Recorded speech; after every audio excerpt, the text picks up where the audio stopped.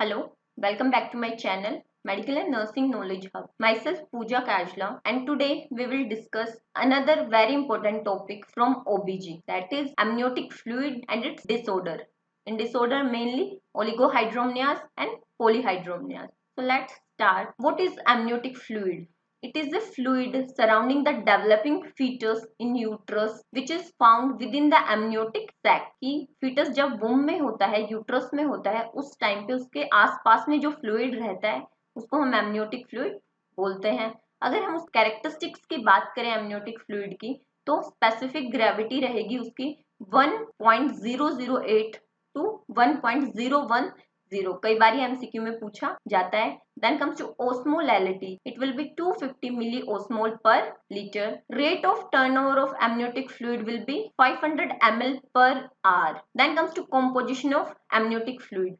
जो 99% उसके कंपोनेंट रहते हैं दैट इज वाटर, 1% कुछ ऑर्गेनिक एंड इनऑर्गेनिक सोल्ट्स रहेंगे, मेनली क्या रहता है water, that is 99%. Then comes to pH of amniotic fluid. It will be 7.2 to 7.4 means alkaline. कहाँ इंपॉर्टेंस आती है इसके पीएच की?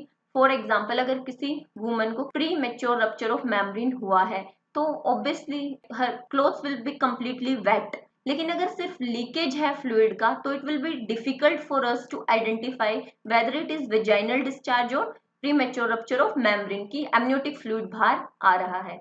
तो पीएच से हम पता लगा सकते हैं। उसके लिए एक टेस्ट होता है that is nitrogen paper test. Means in case of premature rupture of membrane, pH of amniotic fluid helps to differentiate it from acidic pH of vaginal discharge. देखो normally जो वेजाइना का pH रहेगा alkaline, but at the time of pregnancy it become acidic and pH amniotic fluid का that will be alkaline. तो जो nitrogen paper test है उससे पता लगा सकते हैं कि वो एक्चुअल में एमनियोटिक फ्लूइड है, मीन्स प्रीमेच्योर रप्चर हुई है मेम्ब्रेन्स का, या वो वेजाइना के डिस्चार्जेस है। तो क्या करेंगे इस टेस्ट के अंदर? नाइट्रोजन पेपर नॉर्मली येलो होता है और अगर चेक किया डिस्चार्ज के साथ nitrogen paper turns blue, it means it will be due to alkaline pH, और वो क्या है?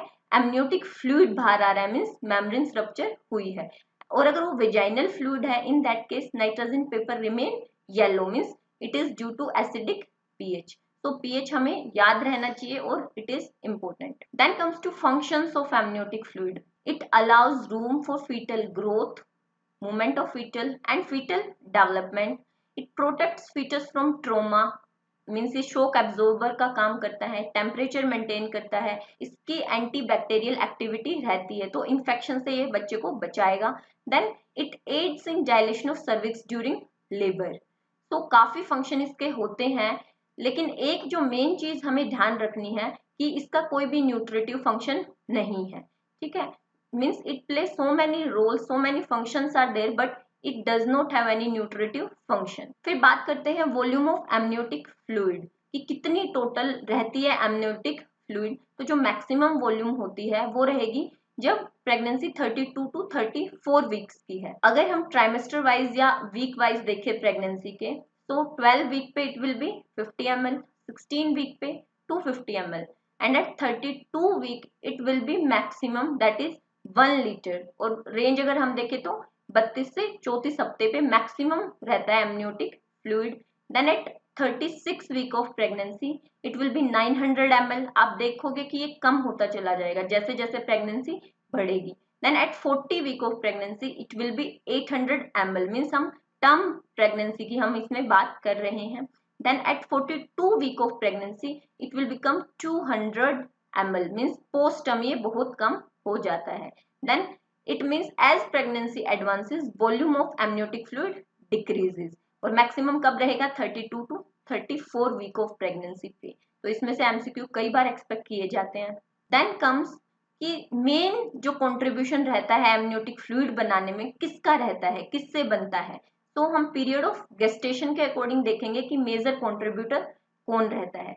First thing is first trimester की अगर हम बात करें मीन्स अर्ली वीक्स में, तो मैटरनल प्लाज्मा एमनियोटिक फ्लूइड होता है वो बनाता है, means ultra filtration of maternal plasma.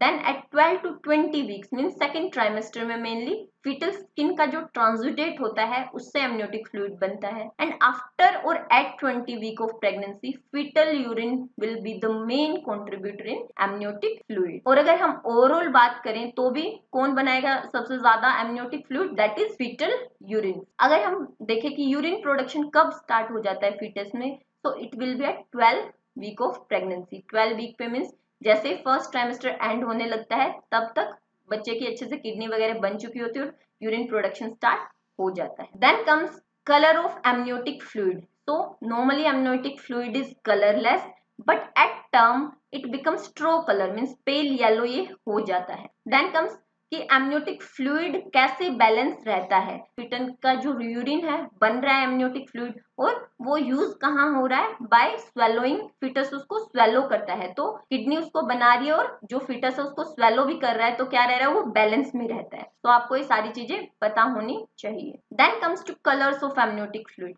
Normally तो ये क्या रहेगा, कलरलेस रहेगा, टर्म पे पेल येलो स्ट्रो कलर ये हो जाएगा। लेकिन कुछ एबनॉर्मल कंडीशंस होती है, उस केस में इसका कलर चेंज हो सकता है। डायग्नोसिस के लिए हम उसको यूज कर सकते हैं। तो अगर ग्रीन कलर का एमनियोटिक फ्लूइड है तो किस किस कंडीशन में देखने को मिल सकता है, दो हम इसमें कॉलम बनाएंगे। One will be colour of amniotic fluid, one will be conditions. तो फर्स्ट ग्रीन कलर का एमनियोटिक फ्लूइड कब देखने को मिल सकता है, अगर उसके अंदर मेकोनियम मिक्स हो गया है, बच्चे का जो स्टूल है फीटस का वो मिक्स हो गया है। तो किस किस कंडीशन में वो हो सकता है, it can be in condition of fetal distress, किसी भी कारण अगर डिस्ट्रेस में है फीटस तो उस पे मेकोनियम पास कर सकता है। देन ब्रीच प्रेजेंटेशन या ट्रांसवर्स लाई है, उस केस में रहेगा। क्यों, क्योंकि at the time of per vaginal examination जो ऑब्स्टेट्रिशियन है उसकी फिंगर किसमें गई, अगर बच्चे की ब्रीच प्रेजेंटेशन है मीन्स बटक्स नीचे है तो एनएस में चलेगी, जिसके कारण मेकोनियम वहां से पास हो गया, बाहर आ गया और जो एमनियोटिक फ्लूइड का कलर है कैसा हो गया, ग्रीन। तो वो एक केस हो सकता है। और एक इन्फेक्शन होता है दैट इज लिस्टीरिया इन्फेक्शन, उसके कारण भी एमनियोटिक फ्लूइड ग्रीन कलर का देखने को मिल सकता है। Then comes golden colour. Golden colour amniotic fluid किस केस में देखने को मिल सकता है, in case of Rh incompatibility. जब हीमोग्लोबिन टूटता है तो वो बाइल पिगमेंट में कन्वर्ट होता है मीन्स बिलिरुबिन की वजह से गोल्डन कलर रहेगा। देन टोबैको जूस कलर किस केस में देखने को मिल सकता है एमनियोटिक फ्लूइड का, इन case of intra uterine death, अगर फीटस की डेथ हो गई है यूट्रस में। देन सैफ्रॉन कलर और येलोइश ग्रीन कलर देखने को मिलेगा पोस्ट डेटेड प्रेगनेंसी मीन्स अगर पोस्ट टर्म बेबी है तो उस केस में। देन डार्क कलर किस में देखने को मिल सकता है, in case of concealed haemorrhage means अंदर इंटरनल हेमरेज हुई है, in case of abruptio placenta. तो ये बहुत बार as a one liner exam में पूछे जाते हैं। Then comes to measurement of amniotic fluid. तो कैसे हम पता लगाएंगे कि एमनियोटिक फ्लूइड नॉर्मल है, ज्यादा है, कम है। बेस्ट चीज रहेगी पता लगाने के लिए अल्ट्रासाउंड मीन्स यूएसजी। उसके अंदर क्या करते हैं, डिवाइड करेंगे एब्डोमेन को इनटू 4 क्वाड्रेंट्स जैसे आप फोटो में देख रहे हो, and measure the largest vertical pocket in each quadrant. Like इसमें हमने जैसे किया ए बी सी डी, जो लार्जेस्ट पॉकेट है चारों क्वाड्रेंट्स में हमने वो पिक की और उन चारों को हम ऐड कर देंगे, उनका हम सम कर देंगे और उससे हमारा आएगा एमनियोटिक फ्लूइड इंडेक्स। नॉर्मल जो AFI या एमनियोटिक फ्लूइड इंडेक्स होता है दैट इज 5 to 24 सेंटीमीटर। अगर 5 सेंटीमीटर से कम है या 5 सेंटीमीटर है तो हम उसको बोलेंगे ओलिगोहाइड्रोनियाज, और अगर 25 सेंटीमीटर से ज्यादा है तो हम उसको बोलेंगे पॉलीहाइड्रोनियाज। ओलिगो मीन्स कम है एमनियोटिक फ्लूइड, पॉली मीन्स ज्यादा है। तो ये बहुत इंपॉर्टेंट होती है कि हम कैसे एमनियोटिक फ्लूइड इंडेक्स देखते हैं। देन कम्स की most sensitive indicator of measurement क्या रहेगा, तो उसके लिए हम सिंगल लार्जेस्ट वर्टिकल पॉकेट देखते हैं मीन्स चारों क्वाड्रेंट्स में से ओवरऑल जो सबसे लार्जेस्ट वर्टिकल पॉकेट है, डीप पॉकेट है, उसको हम मेजर करते हैं। नॉर्मली वो कितनी होनी चाहिए, 2 to 8 सेंटीमीटर। अगर लेस देन 2 सेंटीमीटर है तो हम उसको कंसीडर करेंगे कि कम है एमनियोटिक फ्लूइड दैट इज ओलिगोहाइड्रोनियाज। अगर 8 सेंटीमीटर से ज्यादा है तो इट विल कम अंडर पॉलीहाइड्रोनियाज। और अगर हम बात करें कि नॉर्मल एमनियोटिक फ्लूइड कितना रहता है तो it can range from 200 ml to 2 litre, वही आ जाएगा। अगर 200 ml से कम है तो उसको हम ओलिगोहाइड्रोनियाज बोलेंगे कि कम है। अगर 2 लीटर से 2000 ml से ज्यादा है तो उस कंडीशन को हम पॉलीहाइड्रोनियाज बोलेंगे मीन्स एमनियोटिक फ्लूइड ज्यादा है। तो हम दो तरीके से देख सकते हैं। AFI हम मेजर कर सकते हैं चारों क्वाड्रेंट्स की, जो लार्जेस्ट वर्टिकल पॉकेट है वो पिक करके सबका सम करके, या हम सिंगल लार्जेस्ट पॉकेट देख सकते हैं चारों क्वाड्रेंट में से एक, उसको हम देख सकते हैं, या ओवरऑल जो एमनियोटिक फ्लूइड वॉल्यूम है उसको देख सकते हैं। 200 ml से 2000 ml के बीच में नॉर्मल रहेगा, 200 से कम है तो ओलिगोहाइड्रोमनियाज, और 2000 ml से ज्यादा है तो पॉलीहाइड्रोमनियाज रहेगा। देन कम्स की कारण क्या रहता है, कॉजेज ऑफ ओलिगो एंड पॉलीहाइड्रोमनियाज। अगर हम ओलिगोहाइड्रोमनियाज या पॉलीहाइड्रोमनियाज माइल्ड है उसका कारण देखें तो that is not known, means that is idiopathic. लेकिन अगर सीवियर ओलिगोहाइड्रोमनियाज है तो क्या कारण रह सकता है उसका, congenital malformation, means we can say renal anomalies और रीनल एजेनेसिस की जो किडनी है बच्चे की वो नहीं बनी है। क्यों? क्योंकि मेजर कंट्रीब्यूशन किसका रहता है, फीटल यूरिन का। अगर किडनी नहीं बनी है फीटस की तो क्या रहेगा, फ्लूइड बहुत ही ज्यादा कम रहेगा, less than 200 ml। Then comes की पॉलीहाइड्रोमनियाज का कारण क्या हो सकता है अगर सीवियर पॉलीहाइड्रोमनियाज है तो। मेन जो रीजन रहता है that is GI malformation, means बच्चा स्वेलो नहीं कर पा रहा है, उसकी वजह से एक्सेसिव रह रहा है एमनियोटिक फ्लूइड, और it can be due to neural tube defect, जो सेकंड नंबर पे कारण रहता है सीवियर पॉलीहाइड्रोमनियाज का। क्यों रहेगा न्यूरल ट्यूब डिफेक्ट में, क्यों? क्योंकि जो CSF है वो लीक होता रहेगा और उसकी वजह से जो एमनियोटिक फ्लूइड है उसकी अमाउंट बढ़ जाएगी। देन कम्स कि और क्या क्या कोज हो सकते हैं ओलिगो और पॉलीहाइड्रोमनियाज के। पहले हम ओलिगोहाइड्रोमनियाज के देखेंगे तो हम इसको एक निमोनिक से याद करेंगे, दैट इज दिल में प्यार। ठीक है, प्यार में हम वाई की जगह वापस से पी ही रखेंगे। तो क्या क्या कारण हो सकते, सबसे पहले दिल का हम देखेंगे डी स्टैंड्स फॉर ड्रग्स, तो कुछ ड्रग्स की वजह से भी एमनियोटिक फ्लूइड कम हो सकता है। एग्जाम्पल इज एंडोमिथासिन, मींस जो एक प्रोस्टाग्लैंडिन इनहिबिटर है, और it can be due to ACE inhibitor जो मेनली एक एंटी हाइपरटेंसिव ड्रग है। IUGR के केस में भी देखने को मिल सकता है, मींस इंट्रायूट्राइन ग्रोथ रिटार्डेशन है। क्यों? क्योंकि उस केस में बच्चे को कम ब्लड सप्लाई मिल रही है, ओवरऑल न्यूट्रिशन कम मिल रही है, बच्चे की ग्रोथ कम है तो फ्लूइड भी कम रहेगा। Then L stands for leaking following amniocentesis. As we all know, amniocentesis means ये एक प्रोसीजर होता है जिसमें एमनियोटिक फ्लूइड का सैंपल लिया जाता है, वहां पे निडल इंसर्ट की जाती है एमनियोटिक सैक में। वो करने के बाद कई बार वहां से फ्लूइड जो साइड वाला एरिया है लीक हो सकता है, तो उसके कारण एमनियोटिक फ्लूइड कम हो सकता है।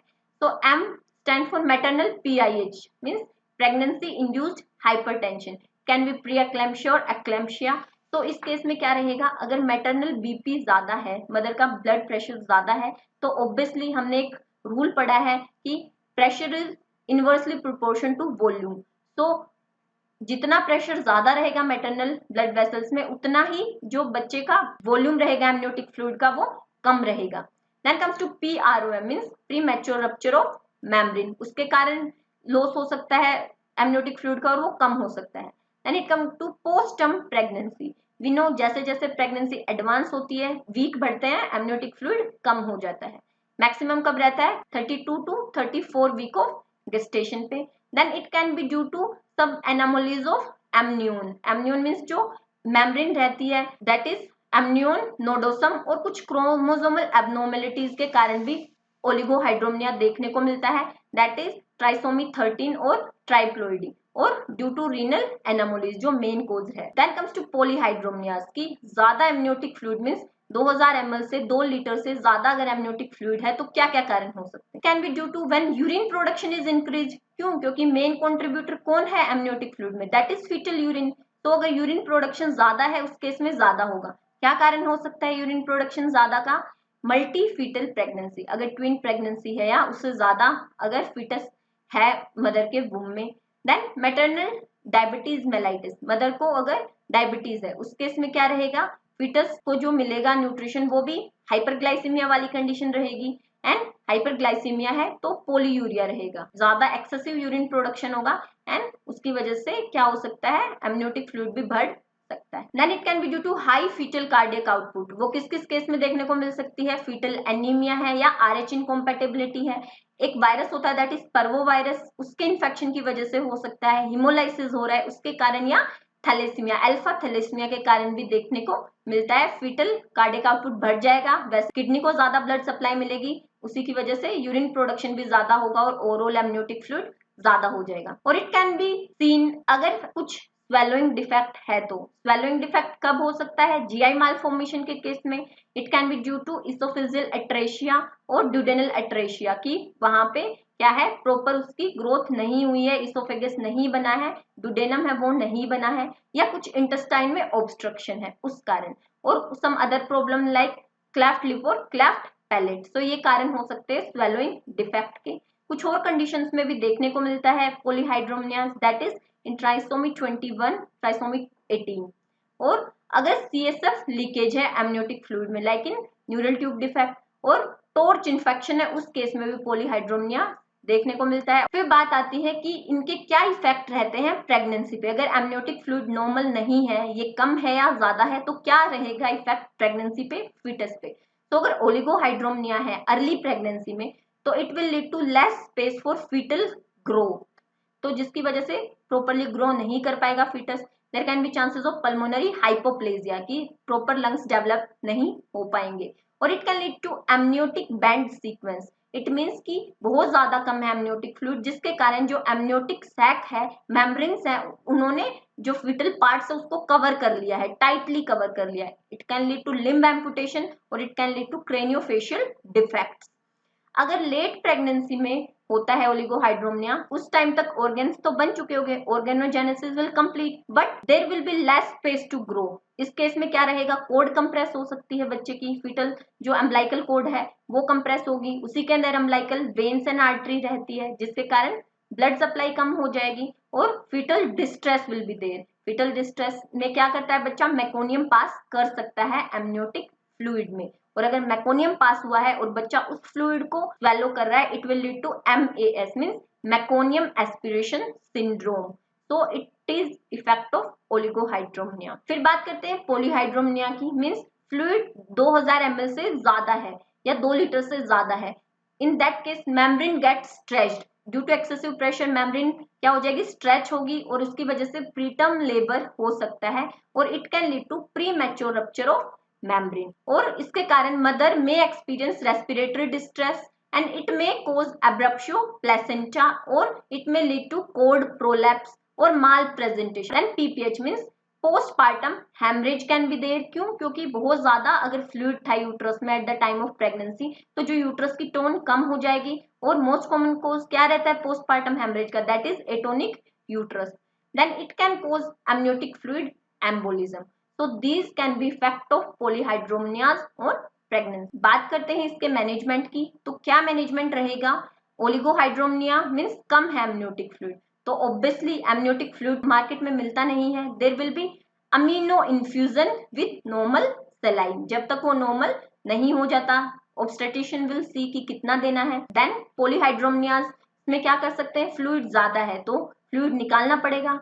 Serial amniocentesis can be done. Needle insert करके एमनियोटिक फ्लूइड को विड्रॉ करना है धीरे धीरे। It can be done only in pregnant female having excessive respiratory distress. Otherwise उसके कारण कई बार लीकिंग हो सकती है फ्लूइड की, can lead to oligohydramnios. So हर पेशेंट में नहीं करते हैं, जिसमें एक्सेसिव रेस्पिरेटरी डिस्ट्रेस है उसमें ये किया जाता है। Then comes to drug. हमें पता है एंडोमेथासिन जो रहती है उसकी वजह से ओलिगोहाइड्रोमनिया होता है, तो उसको हम किस चीज की ट्रीटमेंट में यूज कर सकते हैं, पॉलीहाइड्रोमनिया के में। तो indomethacin can be given, but it should not be given beyond 32 weeks of pregnancy. क्यों? क्योंकि it can lead to closure of ductus arteriosus. आज हमने देखा एमनियोटिक फ्लूइड क्या है, क्या स्पेसिफिक ग्रेविटी रहती है, क्या pH रहता है, कितनी वॉल्यूम रहती है डिफरेंट वीक ऑफ गेस्टेशन पे, कौन इसको मेन बनाता है, मीन्स कौन कंट्रीब्यूटर रहता है कौन से वीक ऑफ प्रेगनेंसी में, एंड कैसे इसका कलर रहता है, कौन कौन से एबनॉर्मल कलर देखने को मिल सकते हैं, कैसे हम इसको मेजर करते हैं, AFI हम कैसे मेजर करते हैं, डिसऑर्डर्स ओलिगोहाइड्रोमनिया पॉलीहाइड्रोमनिया क्या रहता है, उसका इफेक्ट क्या रहता है प्रेगनेंसी पे, और कैसे हम उसको मैनेज कर सकते हैं। अगर आपको वीडियो पसंद आया हो तो प्लीज इसको लाइक कीजिए, शेयर कीजिए। चैनल को सब्सक्राइब नहीं किया है तो please subscribe. Here I am ending my session. Until we meet, have a nice day, bye bye.